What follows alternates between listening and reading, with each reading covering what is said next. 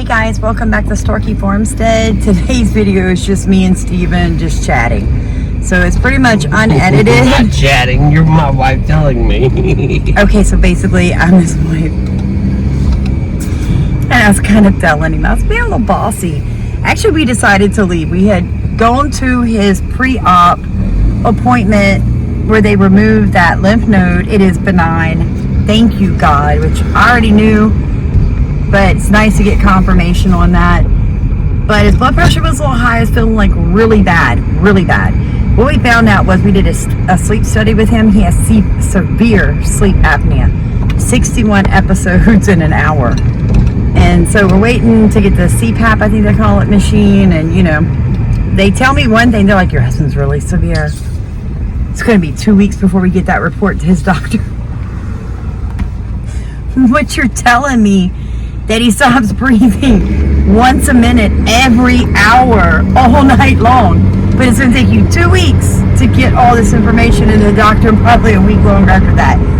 Go American Healthcare. Like, when I told his surgeon that, he goes, oh, okay. I said, basically it's like telling somebody you have 2 weeks to live, but we can't get you in to see the doctor for 3 more weeks. I mean, everything in America is just crumbling. But anyway, this video is us just BSing in the hospital. But we left because after an hour, he needs to eat. He's exhausted. He's running a little low-grade fever. He's not feeling well. His blood pressure's high, and we're just sitting like they're not really calling anybody. There's not that many people in the waiting room, but they're acting like they're so backed up that it could be another 8 hours. So we just rolled. I told him to suck it up, Buttercup.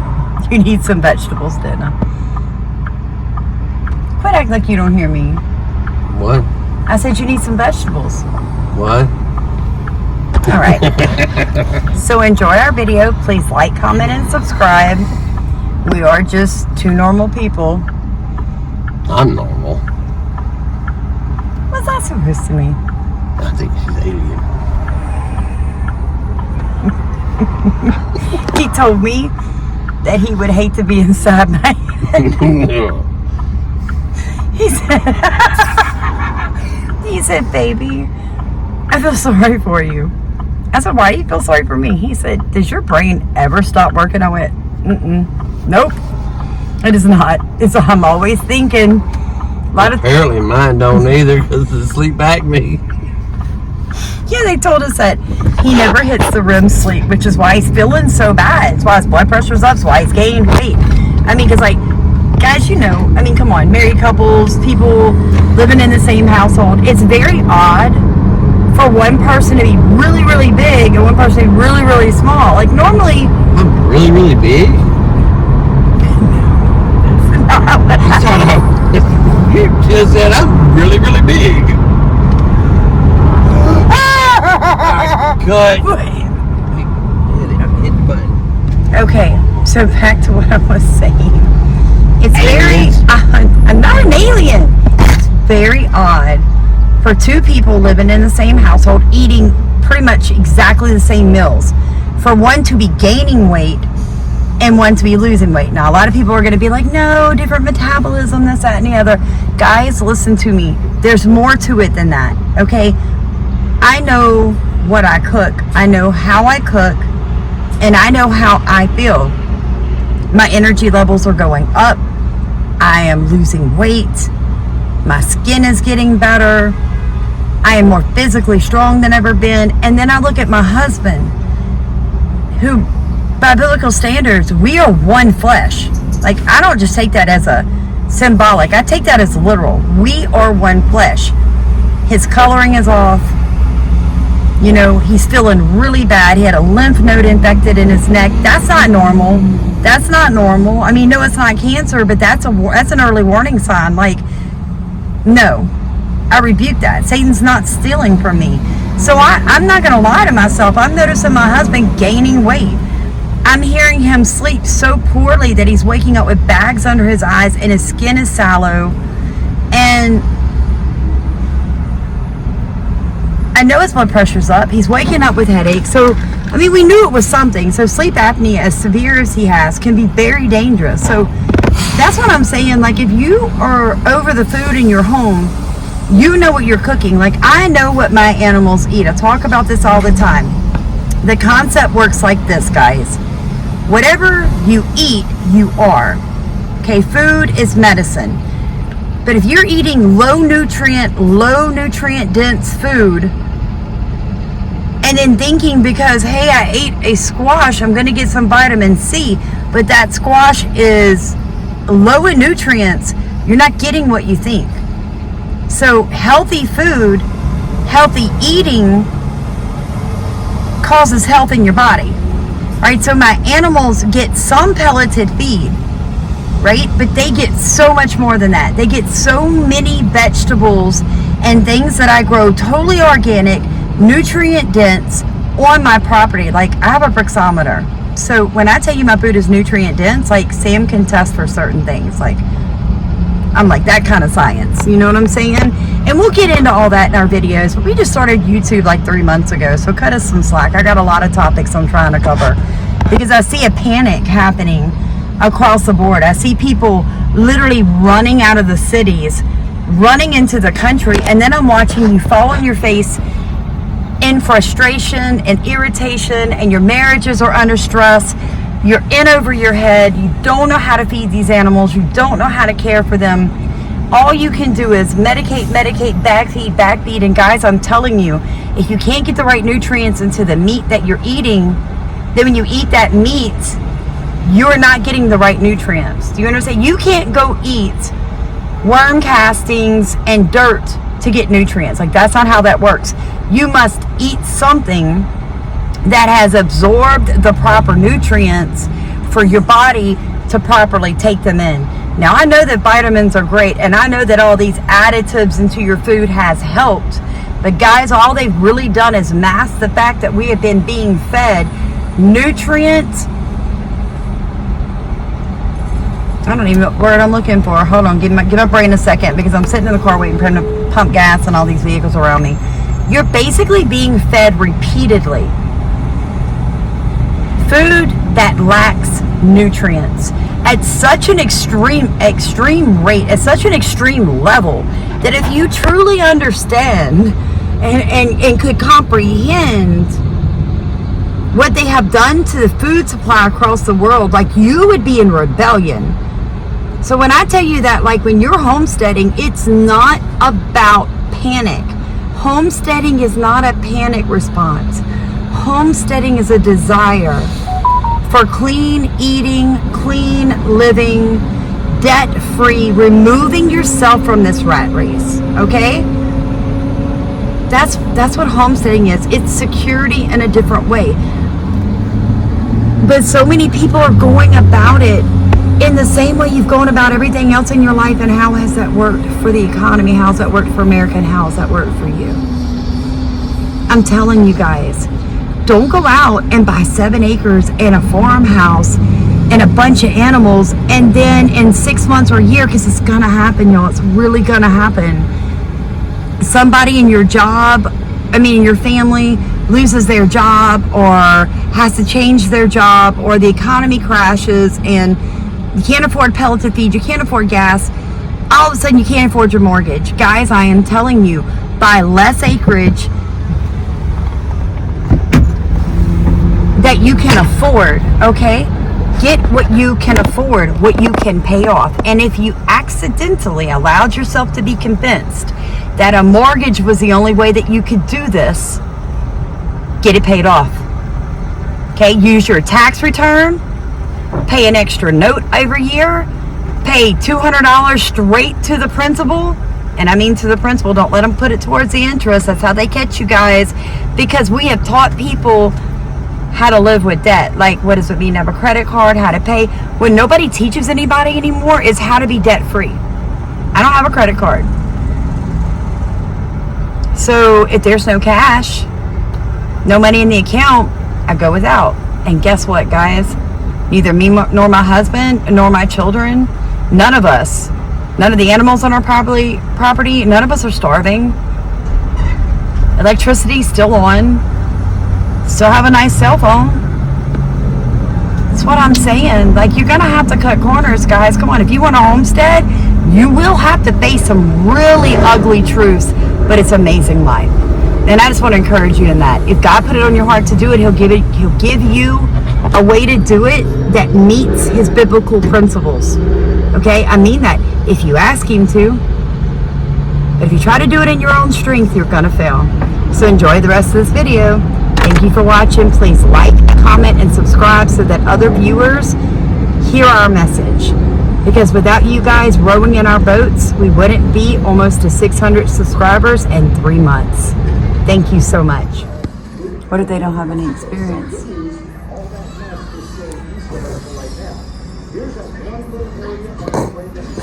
Good luck. So I was asking my dad the other day, Papa Sammy, I said, Daddy, what are all these people doing? Selling everything in the city and running to the country? Like, what are they going to do? And he said they're going to attempt to live out a fairy tale. And that's what it's going to be. Yeah, that's what it's going to be, guys. But they don't never realize that fairy tale ain't a happy ending all the time. No. No, the realities of the way that we live can be very brutal. If you've watched any of our videos lately, I killed my first rabbit while he was at work. One of my favorite rabbits. Stop it. It was... My daughter came in the house and she goes, Mama, was that supposed to be dead in that bag out there? Because it's still moving. I thought I'd killed it. Okay, so I'm just saying the realities of homesteading. Okay, so this is the advice I would give you. Why do you want to homestead? If it's because the economy is crashing and you want to secure your food, you don't have to homestead to do those things. No. No, you don't. Like, seriously, right? You don't have to. You don't have to. You can do it in an apartment. Yeah, so don't be like, I'm homesteading because the economy is crashing, we're moving in a Great Depression, and food security. You can in a home, in an apartment, you can do everything we can do, except for you can't really have all the animals. And or the space. Space for a bigger garden. And you can grow on your balconies and an apartment. Right, so like people are like, I'm moving because the economy and it's not safe in the cities. In case you haven't seen our video about him getting hit with mace at the local gas station, it's not really safe in the country. Like, wise up, guys. People say, well, what state do we go to? Where do we go to? I think we're going to go here. I think we're going to go there. Let me give you a couple. Think about it before you come to Louisiana. I love Louisiana. If you don't like the heat, don't come down here. Yeah, don't. If you don't like the winter, don't go up north, because I ain't going up north. No, I'd rather sweat. Let me give you guys a couple of tips on some things you really need to pay attention to. All right? Things you need to think through. If you're attempting to move, before you load your family up and decide that you're going to change your entire lifestyle, are you learning how to homestead where you are right now? Have you started seeds? Have you saved seeds? Have you attempted to grow anything? Have you worked with any small livestock? Because even in an apartment situation, you can litter box train a rabbit. I mean, I'm just being honest. Have you ever killed an animal? Have you ever cleaned an animal? Have you ever cooked a real meal?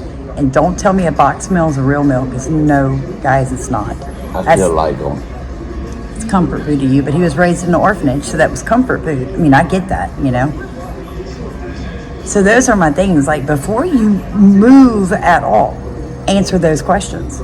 My next questions are, before you decide you're going to move to a state because it's an environment that you like, or you think it's a beautiful state. Like in Louisiana, we have parishes. Everywhere else, it's counties. So let me just be broad when I say, and I'll use county, all right? So the county that you're going to move in, who is the sheriff? What are his beliefs? Because if you haven't seen our videos lately, the sheriff in Washington Parish literally tried to go against the Louisiana state law on taxes, on sales taxes, and nail a local rancher. All right, like it would have sunk him. It would have sunk him in his entire 250, 100-year-old family ranch. So you better know who your sheriff is, because by law, The sheriff is responsible to go and collect taxes. All right? So, next thing, baby, your arm's killing me. Move it, please. Like you're squishing me. I'm leaning. So, next thing, all right? So, you better know who the sheriff is. You better know in your state that you're considering moving to, what are the food policies? Okay, so a lot of you are like, what is she talking about? Food policies are how much money can you make in your kitchen making things and selling things like jams, pickled quail eggs, apple cider vinegar. How much money are you legally allowed to make before you have to have an industrial kitchen? All right, that's a big thing. You better learn what those laws say. You better check and see if your area that you're wanting to move in, the state and then the county, is even going to allow small livestock. There are rural areas that allow no livestock anymore. Like the laws don't allow it. So I hear people say, we want to move, we want a homestead. Where do you suggest we go? What's the housing market? Can you buy it debt free? Because if you have to go in debt to buy a homestead and your reasoning is because the economy is failing and food insecurity, we want to go homestead, so we're going to sell everything here, move to a new area, and we're going to go in debt. Guys, come on, look at that loop you just created from debt to debt. True homesteading is being able to homestead your property. What that means is I don't pay property taxes under $75,000 in the state of Louisiana because I'm homestead exempt, because we own our property. I don't have to worry about making a mortgage note. I don't have to worry about making a tax payment at the end of the year. I don't even have to carry insurance on my property if I don't want to, because we own it. It's private property. Your face looks crazy. You gotta fix that. My face fix it. We're at the hospital right now, y'all. I don't feel good. And my wife is making me go to YouTube channel. I'm bored. And I've been looking through Facebook. And people are not frustrating. I don't get frustrated very easy. She does. No, I don't. She's getting frustrated because we're at the hospital, so she wants to do something that occupies her. Not worrying about me, because I'm the sick one. You're not sick. I rebuke that. You just don't feel well, and that happens. It's just that I've been seeing a lot of things on Facebook, and I understand. Listen to me, y'all. There's one of your problems. Don't believe everything on Facebook. Or YouTube. People talk out their butts. Yeah, we literally had a guy come on our channel the other day and say, well, paying a mortgage does not paying off your mortgage does not necessarily mean that you don't have to pay land taxes. And I went, wrong. No, necessarily. Well, where I'm at, yes, that's wrong. You can pay it off if it's under $75,000. Under $75,000. You go up there and buy 500 acres. Yeah, but if you own 500 acres, you better be able to generate enough income to pay some land taxes. I mean, come on, y'all. But that's what people don't understand is you have to go to your tax assessors and find out how much. What your state says. For 1 acre, 2 acres, 3 acres. Because I bought 2 acres and I was able to fall on that branch. Under that $75,000. Now, I don't know that it would work now. The next acre I buy, we buy, may put us in a different area of taxes or whatever. Okay, so let me explain to you what's going to happen there. If we buy another acre and that acre has gone up so high in value, then say all of our homesteaded land and our home together is now $90,000, we would have to pay land taxes on, what is that, $15,000. We still don't have to pay on the $75,000. So you have to know the law in your state, in your parish, or your county. I know Texas has some really crazy land taxes, right? And it's because they don't have sales tax, I'm pretty sure about that. If you're from Texas and you watch us, can you clarify that for me? But I've heard people argue against paying off your mortgage because somebody can take your property. How about the bank can take your property?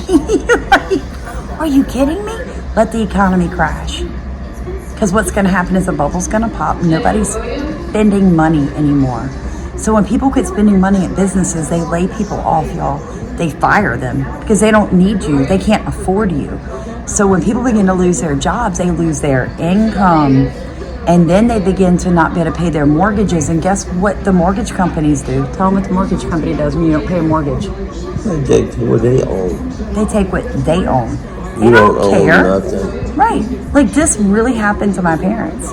They weren't, but like, I'd have to ask my mother how it was less than a year payments to pay off a home. And my dad did a job for somebody, the guy never paid him, and they legally went bankrupt. The bank would not work with her. Yeah, this is back in the 80s. They would not extend the loan.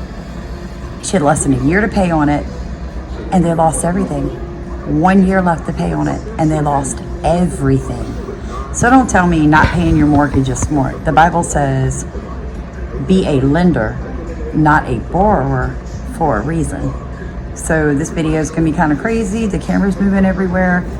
I just want you guys to think through that. Like, don't move your family, guys, somewhere because you feel panic. Panic is the reason behind what you're doing, and it's concerning homesteading. You don't need to do it.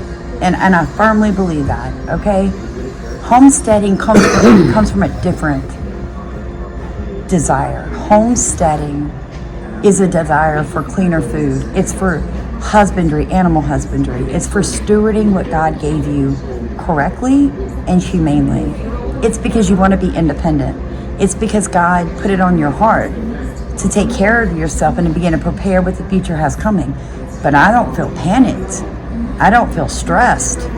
I don't worry about whether or not I can buy bagged feed for all the animals on my property because God's teaching me to do sustainable loop systems. So you guys have a blessed day. Remember to like, comment, and subscribe.